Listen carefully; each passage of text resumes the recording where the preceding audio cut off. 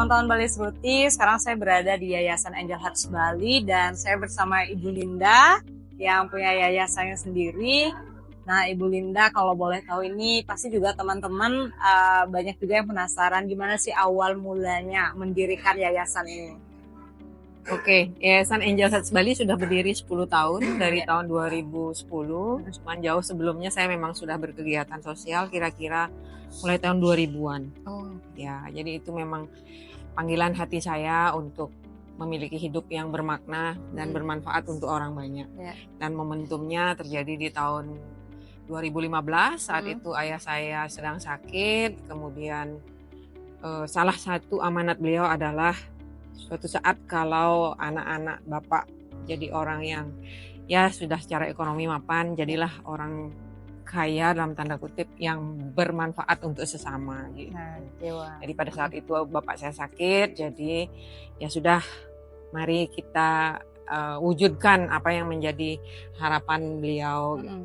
Kebetulan juga waktu itu kok pas momennya saya langsung dititipin beberapa anak-anak panti asuhan yang kebetulan diterima di kampus tempat saya mengajar melalui jalur beasiswa. Sebenarnya saya tidak ada persiapan saat itu, tapi karena mereka diterima, kemudian dari panti asuhan mengatakan tidak mungkin mereka di sini dicarikan kos mereka serahkan begitu sama saya.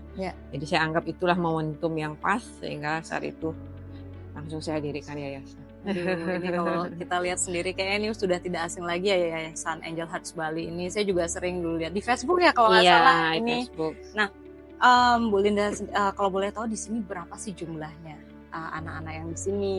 Itu keseluruhannya berapa? Kalau keseluruhan saat ini yang tinggal di dalam yayasan 29 anak. Kalau di luar kami juga punya anak-anak asuh yang kami support biaya pendidikannya seluruh Bali itu kurang lebih saat ini jumlahnya 300-an. Oh, sejauh ini berarti sudah selama 10 tahun ini. Iya. Nah, apakah anak-anak ini apakah diadopsi, Bu Linda? Ada yang boleh mengadopsi atau gimana sistemnya? Oh, tidak.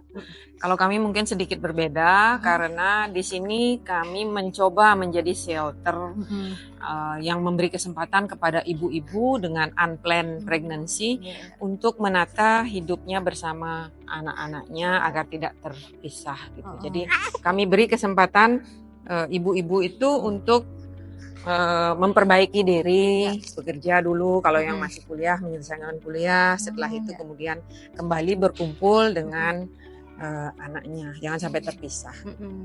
Sejauh ini sudah banyak sih yang kembali lagi ke keluarganya. Oh, berarti kembali lagi ke keluarganya. Ada yang memang masih di sini juga ya Ibu Linda. Nah, ini kan pasti juga kalau tidak diadopsi nih, ini kan semakin banyak berarti kan. Pembiayaannya sendiri gimana? Karena pastinya kan banyak disekolahkan, tidak murah gimana? Dulu awal-awal mendirikan yayasan saya mandiri hanya dengan suami saja, tapi lama-lama rupanya banyak yang mengapresiasi dan ingin membantu meringankan beban kami gitu. Sampai tempat ini pun ini lahannya dipinjamkan oleh seorang donatur, kemudian bangunannya kami bangun sendiri. Kalau untuk pembiayaan sehari-hari ada saja yang berbaik hati membantu susu, membantu lauk pauk, membantu sembako gitu. Jadi selalu ada. Saya percaya anak-anak semua membawa rezekinya masing-masing. Saya juga sangat percaya sekali, mengalami sekali. Berarti ini didesain sendiri ini, disesuaikan dengan kebutuhan. Betul. Wow. Luar biasa sekali. Nah, ini kan juga seperti Bu Linda sampaikan tadi, ada yang tidak merencanakan atau gimana sih ketika melahirkan. Nah, apa pesan-pesan untuk perempuan di luar sana, Bu Linda? Gimana? Saya mengerti bahwa anak muda kadang-kadang pikirannya pendek, belum memikirkan resiko atau konsekuensi dari tindakannya. Gitu. Cuman dengan sebegitu banyaknya contoh, jadikanlah itu sebagai pembelajaran. Sebenarnya kan tidak harus mengalami sendiri baru memahami. Pengalaman orang lain bisa dijadikan contoh mana kira-kira yang harus dihindari dan diantisipasi jangan sampai terjadi begitu. Karena ketika terjadi kehamilan yang tidak direncanakan itu pihak yang paling terdampak dan merasakan akibatnya adalah perempuan.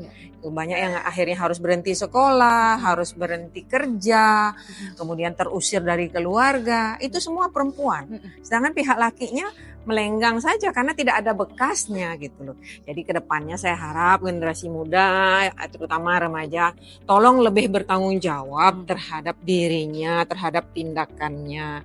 Karena ya kembali lagi, nanti Anda yang akan harus menerima tanggung jawab itu, akibat itu semuanya. Ya kalau keluarga masih mensupport, kalau tidak, kadang-kadang ada juga yang kan akhirnya berurusan dengan hukum, seperti itu. Itu semua perempuan yang kena pada akhirnya. Jadi harus hati-hati gitu. Kalau masih ada orang tua yang menasehati, apa pasti karena dasarnya adalah peduli. Bukan berarti larangan itu artinya mau mengekang apa bagaimana, enggak, tapi pasti karena kepedulian ingin menghindarkan dari resiko-resiko yang tidak perlu terjadi harusnya. Ya, wah, luar biasa sekali. Terima kasih banyak Bu Linda dan semoga yayasan ini terus berjalan. Terima kasih. Bisa membantu lebih banyak lagi orang-orang yang membutuhkan. Ya, terima kasih.